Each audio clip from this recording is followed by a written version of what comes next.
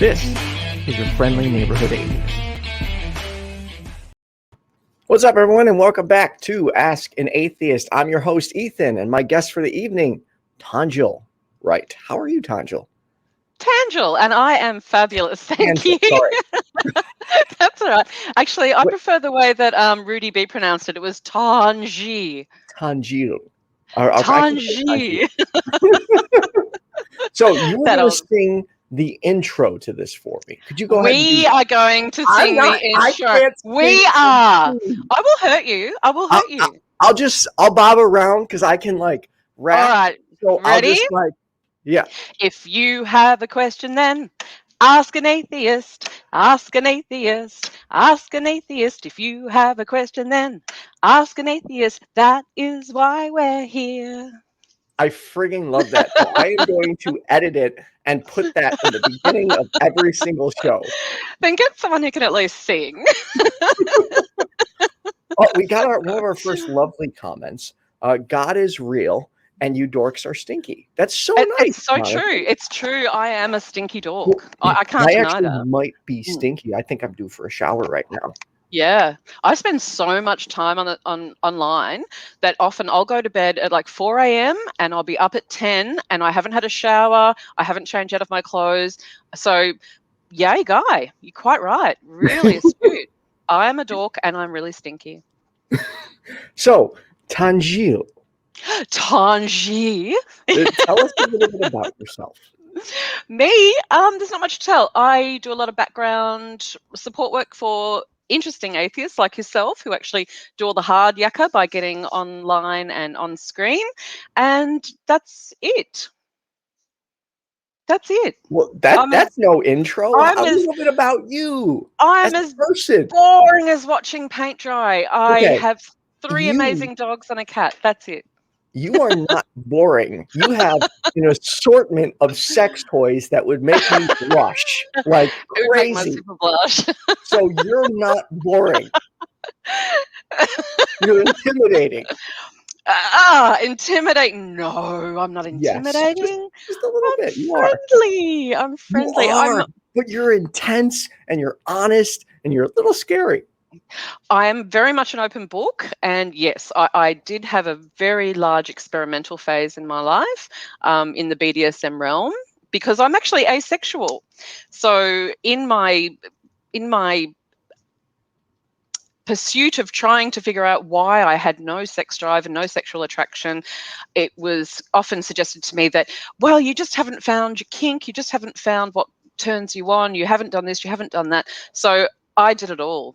And I went to extremes because I am not one to tread lightly. So yeah, I'm really impulsive and cray-cray. So off I went and I did it all. Okay, so how comfortable are you talking about that? Completely. I'm a completely open book. So even my father knows what I've done and what I do. Okay, yeah, so I'm a completely open book. There's no secrets. No one can dox me. Ha ha ha. Before we get to that, if you could explain a little bit what it's like to be asexual. What it's like to be asexual? Well, everyone's on a different sort of level. So some people still enjoy sex, they just don't actually feel the attraction, but if somebody gets them started, they might be able to get into the sex part. And I've experienced it from one end to the other. So it's something that's been gradual for me until it completely died altogether. For other people, it's a complete repulsion, and that's pretty much where I am now. Don't even touch me. I can't even stand the idea of it. Yeah, don't even like the idea of thinking about it. Okay, what about like kissing and cuddling? Well, it depends on your background, I guess. I have a bit of trauma associated with all of that because that always led to an expectation of more, and so that's created anxiety for me. So if it's kissing and cuddling with someone that I know is definitely not going to expect more, then sure, yeah, of course, lovely, how nice. Okay. But yeah, I have a lot of anxiety around people touching me because of all the problems it's caused. Yeah. I'm sorry. Oh, that's okay. I'm not for the same reason, but I'm really weird about people touching me too. Like if Right. Yeah, I you have don't to. know you, Yeah. I don't come up and grab me or touch. It's like, no, thank you. Right. See, and I'm the opposite. If I don't know you, then I'm fairly assured that you're not going to come onto me sexually. So if I'm just being introduced to someone and they're a huggy type of person, then I feel safer. But if there's someone that's got to know me and we've developed a bond and then they're sort of pushing boundaries, that makes me really uncomfortable. So I wanted to originally go down the direction of like, while you're an atheist, but I think the sex topic is far more fascinating and helps to normalize these conversations around sex, which is something I like to do. Especially for people out there that are like me, who are terrified to talk about it and get really shy. Really? Yeah, because it was, I was always taught that it was wrong. It stays between a man and a woman in the bedroom. And, there's a lot of shame that goes along with it. Yeah, look, I think I had a lot of that too. So my family weren't terribly religious. My dad is a Catholic, self-identified. I don't think he's ever stepped foot in a church other than weddings and funerals. But we were certainly raised with that sort of level of morality, virginity before marriage. And when I lost my virginity I had the best loss of virginity story you could ever imagine. No way. And I did. No way it's better than mine, but I want to hear it. Oh my goodness. It was just the most, I wish every girl in the world could lose their virginity like I did. So I met a boy at 14 and we were, I can't even describe, we were just best friends and we were together for a good year and we shared our lives. We just had the most amazing friendship along with relationship. And when I was 15, we were hanging out watching the cricket highlights. It was about 11 p.m. at night. And we were just, watching TV and all my family had gone to bed and it just happened naturally. And it was just so beautiful. He was my best friend. Oh, so you have like a really sweet best virginity story. I have like a hysterical virginity story. So never mind. Dear. Okay. Oh, no, it was hysterical in that there was a funny part to it. I was so ignorant that when he was moving in and out, I'm like, what are you doing? Just put it in and stay there. I had no idea there was action associated with it. It's like, why are you keeping in and out? It's in. Leave it in.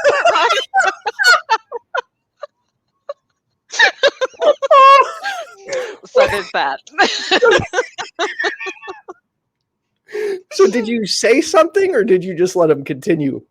No, I said, why are you moving? And he's like, this is what you meant to do. He was a virgin too, but he kind of, I guess, nature sort of took over and he knew what to do. It's like, aren't you just meant to? It's like, no. This is how I'm like, oh, okay. I'm sorry I'm laughing, but this is so funny. It is hysterical, but that's how ignorant I was. I had no idea. I thought the penis went in and it stayed in, and that was it until they orgasmed and it was over. Yeah. Interesting. Yeah. I will say I know I was and still am semi-sheltered, but I did know that, fortunately. I watched enough porn. I didn't. And you would think I had horses, dogs, cats, a lamb. I've been around animals my whole life and I've seen them hump and do all those things and I still didn't make the connection. That's how stupid I am.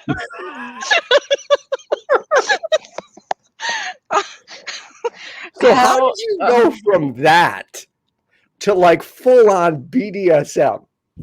Well, because I kept being told that there was something wrong with me. So in my early teens, when I just couldn't, well, I shouldn't say early teens, late teens, after he and I sort of went our separate ways and, as young love does, I just wasn't feeling it, or I would be interested for a couple of weeks and then not interested, and it was just really difficult for me to figure out why I wasn't feeling what all my friends were feeling and what they were describing.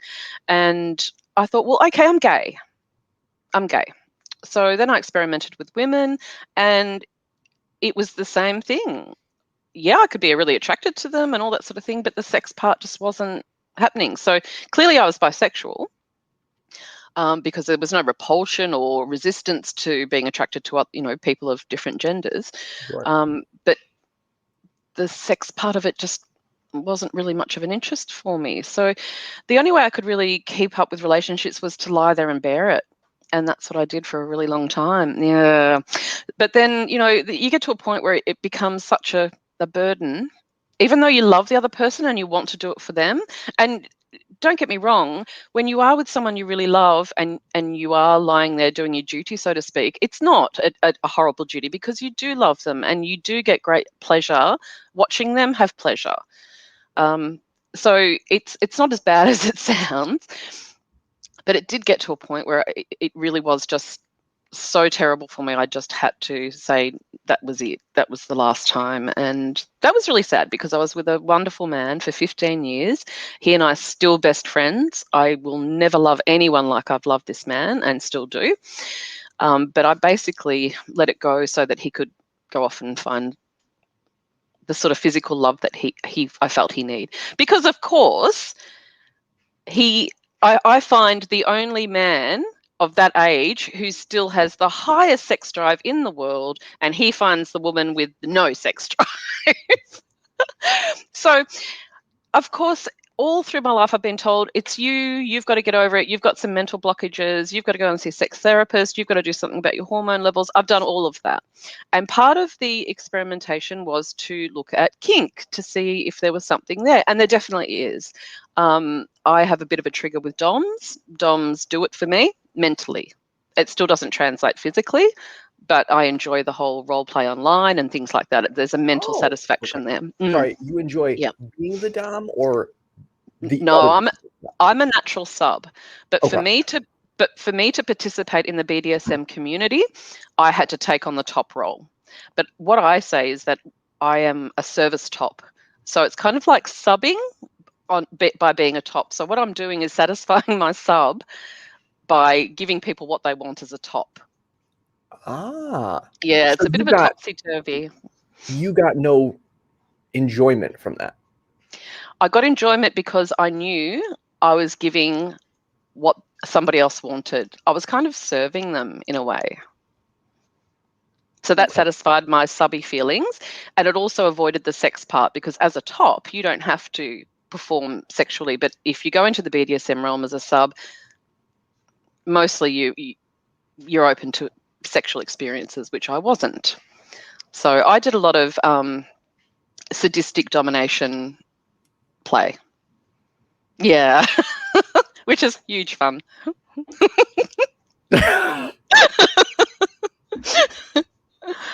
Okay, give me a second.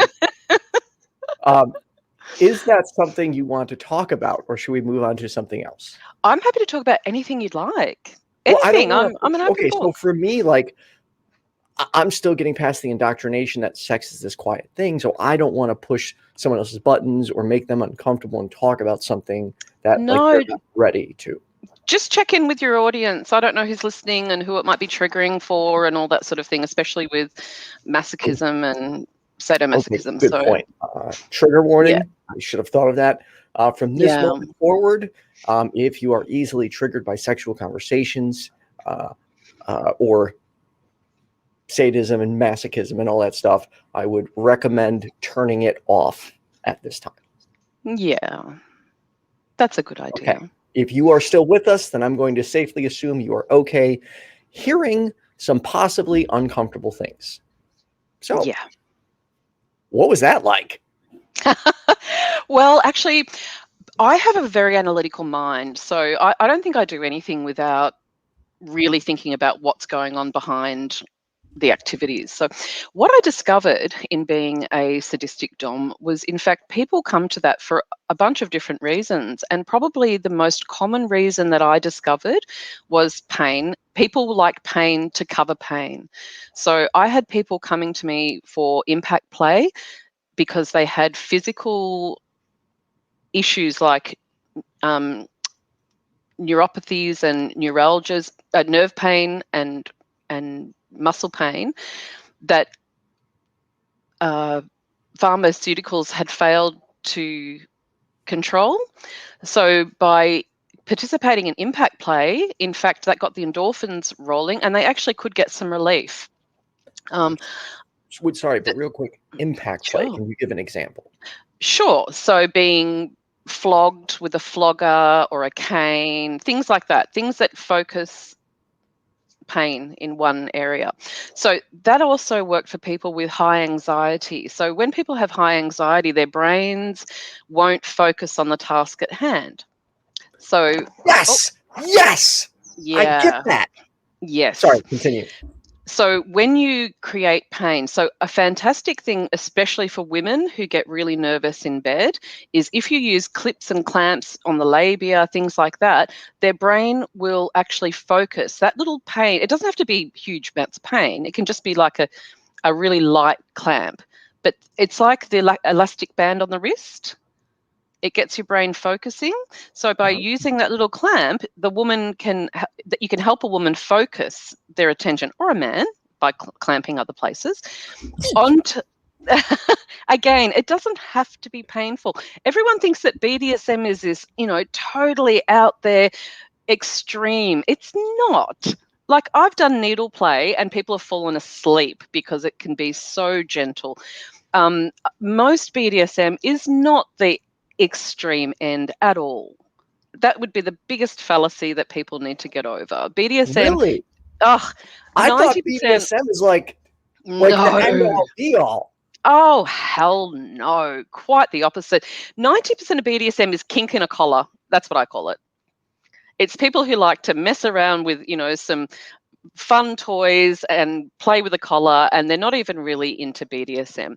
Then out of the small subset of people who are serious about BDSM, it's more about setting up scenarios. It's the actual atmosphere more so than any severe impact play or severe edgy type of play, like with needles or anything like that.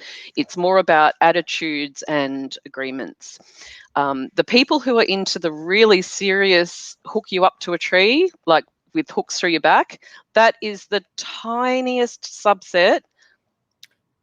Tiniest. It's no. You know what? Quick timeout. Sure. So there are, I'm fortunate enough that there are a lot of people that let me stream to their Facebook groups. However, there is one I'm thinking right now, I need to cut the feed. So if you're watching this on the Atheist Against Pseudoscience page, I haven't really talked to them about this. So I'm going to cut this feed. If you're watching it, you want to continue watching it, go to twitch.tv/YFNAtheist, or just go to Twitch and search your friendly neighborhood atheist. The link is actually in the description of the video. All right, one moment. I'm too naughty for you. Okay, so okay, there we go. I have officially cut it from that page. Okie dokie. Okay, where were we? So one of my things when I joined the BDSM community, because I've been in and out of it, the last time I went back in seriously, I actually went in to train female subs, and most of my training was not just about etiquette and how to enjoy play and how to say no without saying no and destroying the whole mood. Probably the 90% of my focus was how to be safe in that community and how to ID people over various chat forms like WhatsApp and Kik chat, things like that.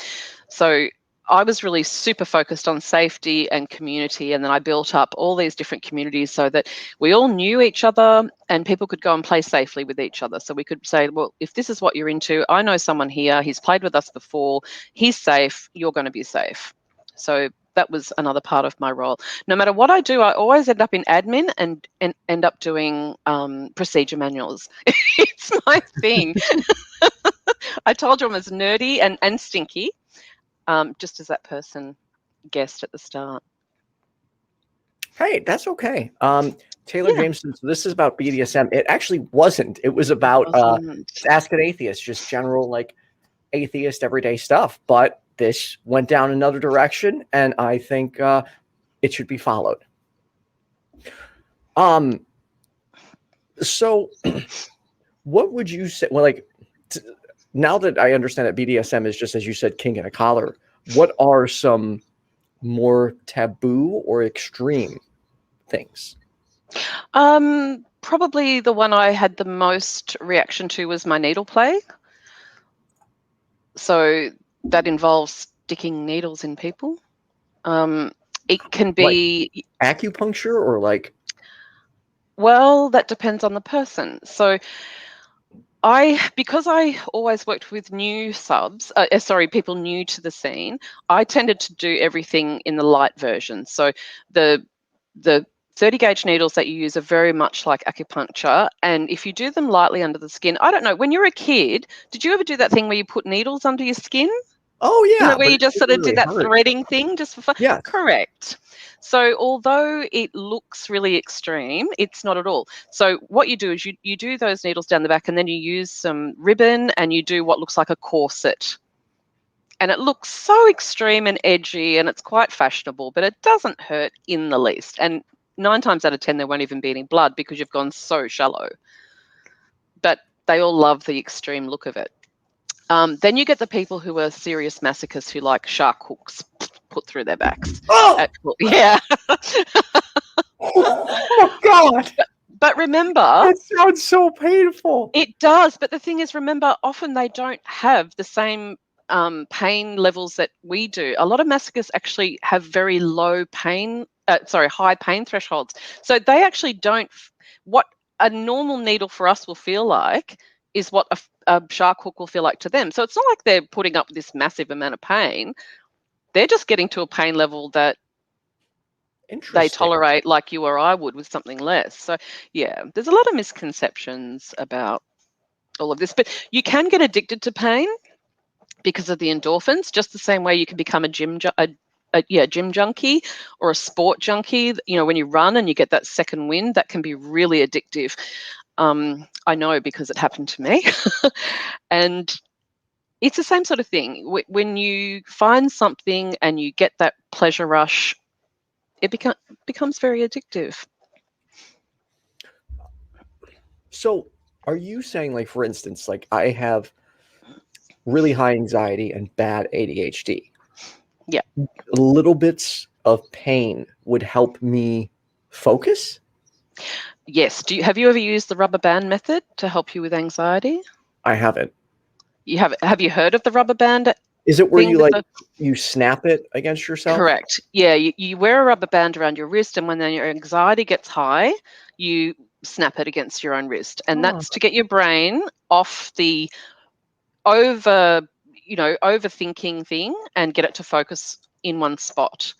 It's very similar. So even if you were to do something as silly and small as tying a ribbon around your testes or your penis to just get your brain to focus on one spot, that can be really helpful. Okay, I'm going to start with the rubber band thing. I'm not going to do any like extreme directions, but I'm going to try the rubber band. But some people can just use a minor clamp. It doesn't have to be a vicious biting clamp on your genitals or your nipples. It can just be a really light clamp, and it just helps the brain to focus. Well, hello, Bandaid. You're too young for this talk. I think we haven't had the Bears and the Bees talk yet, so I think you need to go in the other room. Yeah, I should think so. Off you go, Bandaid. This not for kiddies. He's just such a cute kitty. He is. Okay, so educate me. What other sex stuff can we talk about? Because this is far more interesting than just every day. Why are you an atheist? Is it? Is this what your audience want to hear about? You know what? In this situation, this is what I want to hear about. I think it is educational and informative, so I hope the audience wants to hear it too. Okay, well, I'm not sure what else you might want to hear. There is a lot of stigma around BDSM. In fact, I think 9 times out of 10, it's a safer venue to be in. When you go out and get drunk at some nightclub and go home with some guy, I can't imagine any circumstances under which you would negotiate terms, what you will and won't do, what your safe words are, what you consent to in advance. In the BDSM realm, you do all those things. Everything's very upfront. That's one thing I found with like the So I have a friend that's like heavily into that, and I've talked like to her more and more, trying to learn about the community. And my biggest takeaway is, consent again is everything, and clarity. Like, make sure you're clear on your terms, what you'd like, what you dislike, what you tolerate, because it can get, at least from how my friends, what she's been through, can get pretty extreme. Like, she's been through some stuff I would be like, that just sounds really painful. But she, as she says, like, it's only stuff she wants. Like, to give you an example, she enjoys like MMA kind of stuff, like getting like wrestled. Yes, and hurt. Which is wildly fascinating to me. And like, I don't know that I could watch it, because I still have that protective side, to where I like, if I see someone in pain, I'm like, no, this is not okay. And I need to learn to turn that off, because if two people are enjoying themselves, then none of my business. The biggest hurdle when you're trying to educate people about BDSM is the fact that none of it translates to real life. If it is, then you're not doing it right. So if you're a person that likes to be humiliated and degraded in play, that doesn't mean you would accept it in real life. So some people will say to me, oh no, I don't. So I call it humdeg for short. I would never let somebody speak to me like that. I said, correct, you wouldn't. But in play, why not? Right. It's like, oh, because I don't want to be called that. You're not being called that. It's role play. It's got nothing to do with reality. The bedroom's where you go to get rid of reality for a little while, to take a break from reality. Bandaid, stop. Yeah. So you should be able to go in there and be called every name under the sun, and know that that doesn't translate into real life. If you think that the person who is calling you those things believes those things of you in real life, then boy, are you with the wrong person. It should be so different to what reality is. It should be such a contrast. If it's not a contrast, then it's not play. That's actually really interesting, because that's where my mind's going. Like, I wouldn't let someone talk to me like that in real life, so I'm not going to let them talk to me like that in the bedroom, because I'm not going to be viewed like that. But that's interesting. That it really is it's fantasy and, reality. Exactly. Sorry, Band-Aids Right. hairs are everywhere. A lot of us watch porn that we would never participate in real life. Okay, good point. Yeah. So what you play in the bedroom doesn't have to comport to reality. It can be something that you would never tolerate in real life. And that's the whole fun. That's the taboo. That's breaking all the rules. And that's not being a feminist and not being equal, and let some guy throw you on the bed and choke you out while they fuck you like they hate you and they love you. It's fantastic fun, because it is something that you would never tolerate in real life. Right. Yeah. Well, I think that has satiated some of my curiosity. So, back to the normal stuff. Tanjil. Sure. Tanjil. Yeah, or Tanjil. Yeah. Tanjil. Why are you an atheist? Well, that's a really long story. For years, I've been trying to condense it, but mainly, straight away, the same old story. You go to Sunday school, you hear the stories, you say, bullshit. What the fuck?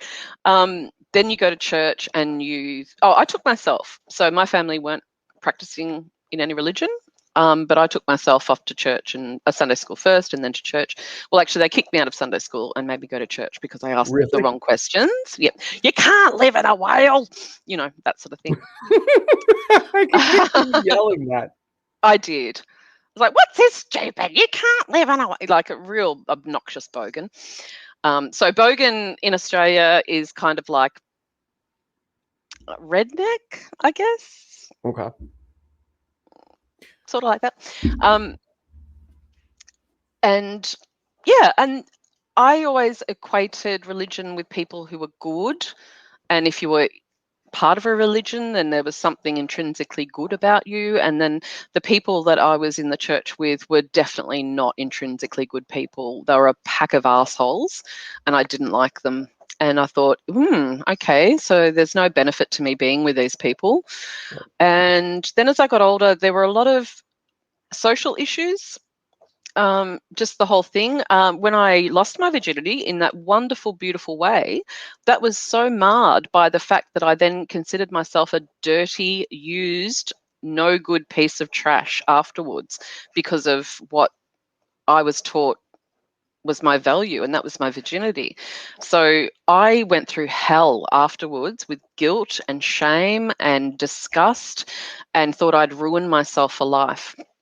And I really resent that. I really, really resent that because that was wonderful and I suffered horribly for a really long time.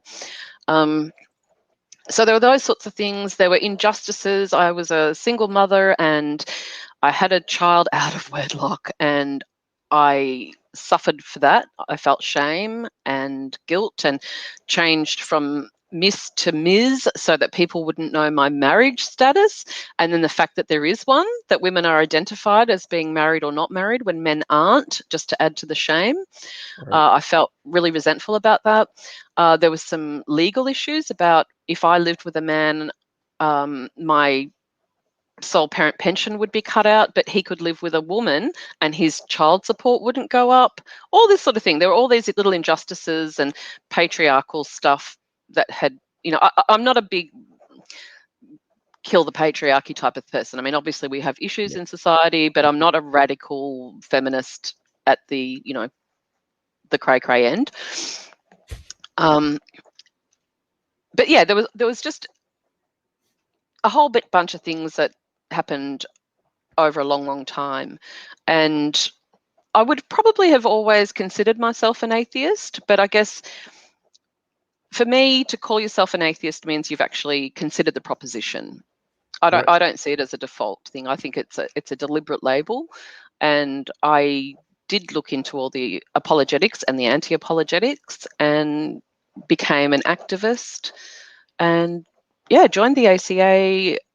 I guess I joined their Facebook groups probably about, I guess I'm coming up 10 or so years, maybe more, that I joined them. And I've been volunteering. Yeah. And I've been volunteering for the ACA for nearly 5 years. It'll be 5 years in September. Ooh.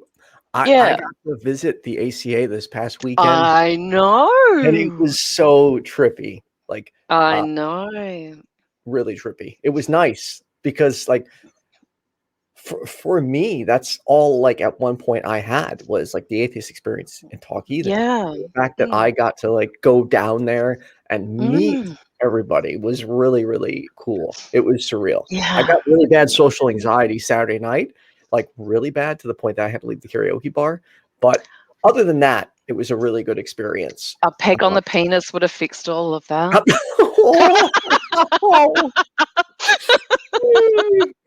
It was bad. It's weird because I was a like MC entertainer. I've stripped on stage before. Like I love because of social distance. And it's just gotten worse. Like I was just sitting there. I'm like, there's too many people here. I was completely overwhelmed. And I'm like, I gotta get out of here. It's so much less anxiety when you're on stage. You're not talking to anyone. There's that distance between you. You're alone up there, and you're not being examined, judged, or forced to interact. It's just you up there by yourself. And I think it's pretty common for people who perform to actually have social anxiety. Interesting. Commando, just noticed the Vern head. Forgot about it. I've actually been looking at the whole time. I'm like waiting to get in trouble. Like I better watch what I say because he's looking over me. Did you notice this? This one will work for Funyuns. You can't get Funyuns in Australia. I have to rely on my American friends to send them over. You can't get Funyuns. Why? They don't sell them here. Is that because Australia doesn't exist? No, we just don't sell them. So I first saw Funyuns when I watched Breaking Bad, and Jesse was always eating Funyuns. And I love onion salt and onion flavored things. And I said, I must. And for years I've wanted to taste them. So I said that to Vern, and Vern actually sent me over a box, and I'm addicted. So I've got another box coming. Could you by chance show one of those? Because someone just said, "What's a Funyun?" Could you? Any chance you could bring it closer? Sure. I've never heard anyone say "What's a Funyun" before. So it's like these little onion rings. Yeah, little crunchy snacks. I don't know how to describe the taste. How would you? If you've ever had anything that's had an onion salt on it, for instance? Oh, there you go. Onion salt, like crispy ring. Yeah, onion salt. And it's so delicious. I'm addicted to onion salt anyway. So we have onion salt in jars, and I put it on absolutely everything. So this was just like heaven for me. It's like crack, actually. After this, we're going to start a fundraiser so we can get you a huge box of Funyun. Oh dear, I'm actually on a diet, and it's been really successful. And now it's gonna, I went on keto actually because I have insulin resistance, and I put on weight because of various medications. I have a disability, the most stupid disability you've ever heard of. It's called dysautonomia. And it means that my parasympathetic nervous system has issues. It's very dysfunctional. So it messes with my heart rate, my blood pressure, my organs, my digestive system, all sorts of things. Yeah. So I have a pacemaker, not because there's anything wrong with my heart, but because my body will just say, oh, you don't need any blood pressure today. And down I go. So that's why I don't work, and I have so many hours to help other people with their advocacy, their atheist advocacy. You are one hell of a social media warrior. You're always posting and sharing. You do a lot behind the scenes. Yeah, well, like I said, I have the time. So, yeah, I do. But yeah, so I had to lose some weight because the medications I'm on that try and control all of that also make you put on weight. And now because I can't be the person that I used to be and non-stop running around and sports and that sort of thing, I got really big. So I've been on the keto, and it's been fantastic. It's been really good. But now people are going to send me Funyuns, and I'm just going to blow out again. Oh, well, I'll be happy. I'll die happy. I need to actually start eating again more, because since I moved, I've just been so busy. I haven't really got my kitchen set up, so I've been eating way less. And I know most people is like, oh yeah, that's not a problem. But no, you have trouble keeping weight on. Eat relentlessly, I just keep dropping weight, and I get skinnier and skinnier to the point where I look like skin and bones if I don't. Oh no, that's not good. Right, if I don't maintain a good amount. Look, I know people are jealous of people who lose weight easily, and that's fine. But I know that there's also an issue with that, with energy levels and iron levels. I mean, it's still fraught with as many difficulties as being overweight. So, no, I don't envy that. I forgot to get to this question. What's your favorite safe word? I've got one. So Well, yeah. Go ahead. No, please. No, go on. I was at one point intimate with a Trump supporter. I'm sorry, a Christian and a Trump supporter. I don't think we can be friends anymore. Okay, I don't think she knew any better, to be truthful, because anytime I would challenge her, bring things up, she would kind of see it more our way, but she's just, I don't want to. Oh, you're making it worse. You're saying you had sex with someone mentally challenged. Oh, no, I did not say that. That's worse. You just did. You did. That's terrible. I did not say that. She's not mentally challenged.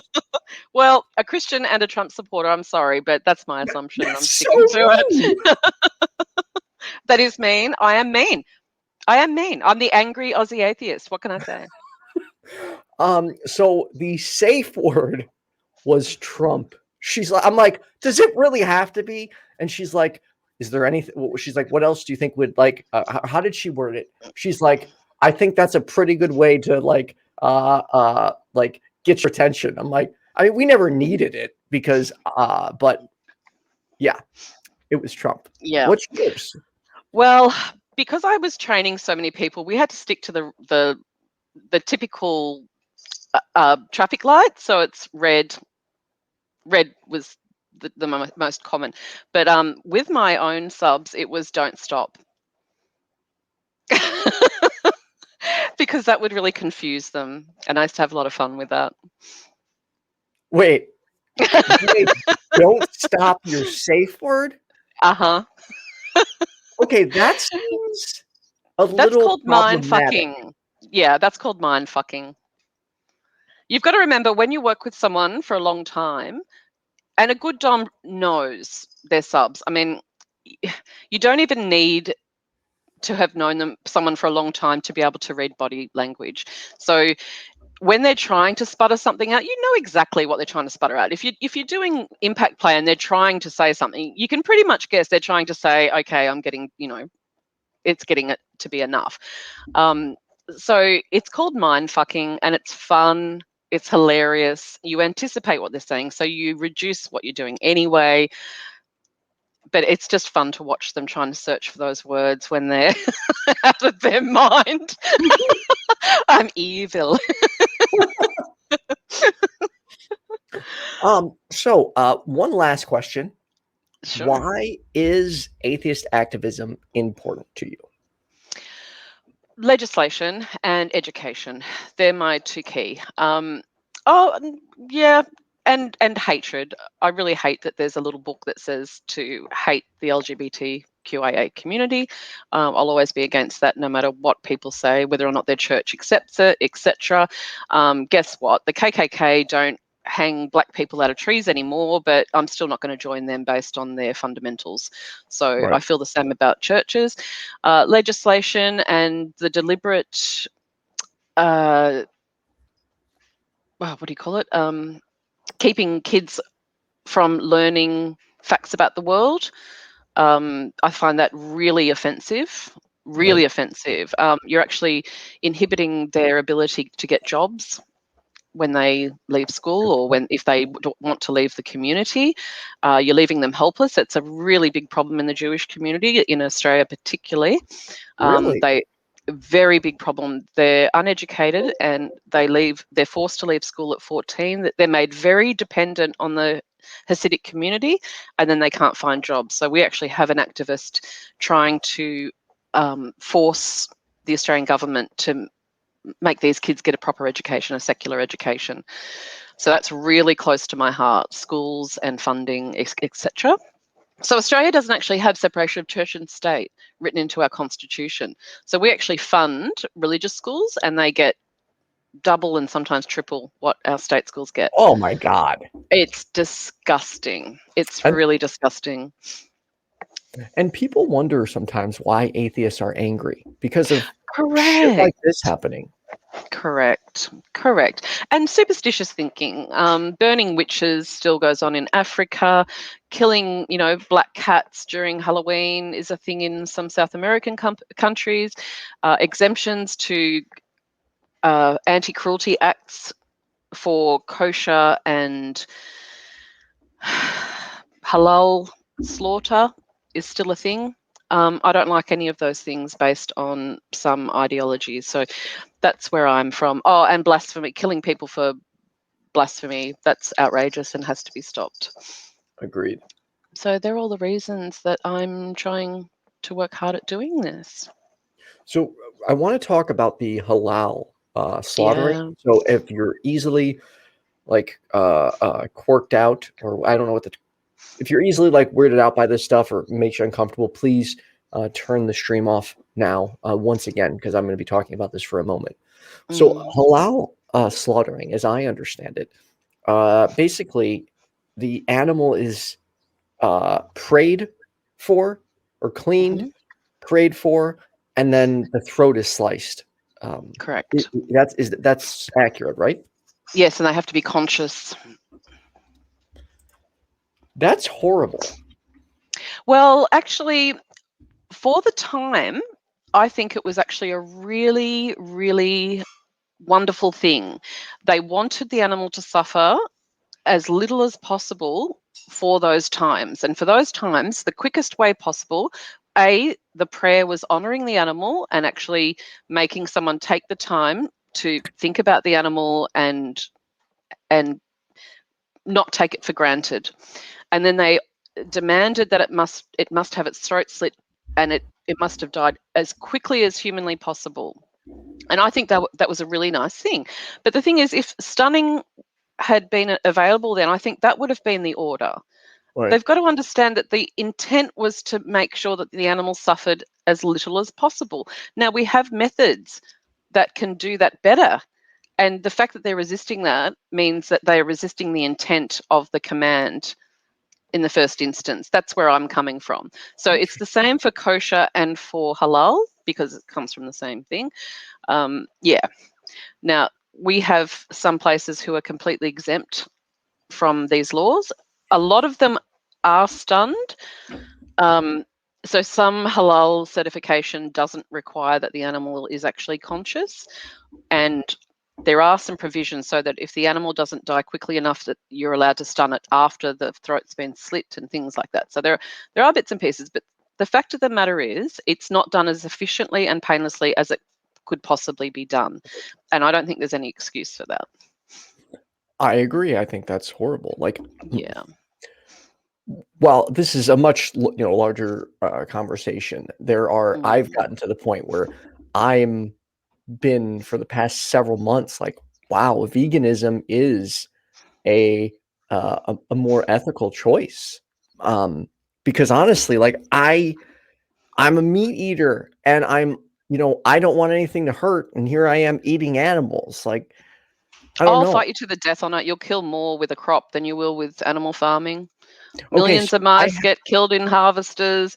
You'll have to diminish more plantations. Like, I can argue that eating meat is amoral. It is not. It's something we do. We're humans. We are omnivores. That's not the moral question. The moral question is it moral to farm the way we do and to slaughter the way we do? I will accept that as an argument. Okay. And yes, there's plenty of room to move on that. And hallelujah for lab-grown meat. I can't wait. I will definitely move to lab-grown meat rather than, yeah.